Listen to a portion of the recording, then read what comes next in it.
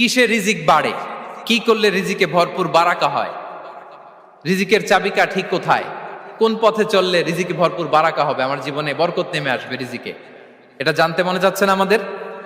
হ্যাঁ, কষ্ট হচ্ছে আপনাদের? কষ্ট হচ্ছে? তাহলে কি করলে রিজিকে ভরপুর বারাকা হয়, কি করলে আমার জীবনে ভরপুর বারাকা নেমে আসে, এই পয়েন্টটাতে আমরা একটু আলোকপাত করি।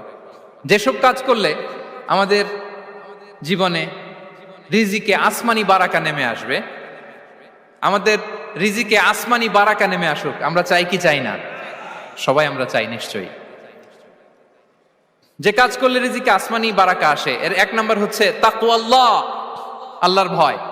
আল্লাহ তাআলা বলছেন, ওয়া ইয়াত্তাকিল্লাহা ইয়াজআল লাহু মাখরাজা ওয়া ইয়ারযুকহু মিন হাইসু লা ইয়াহতাসিব।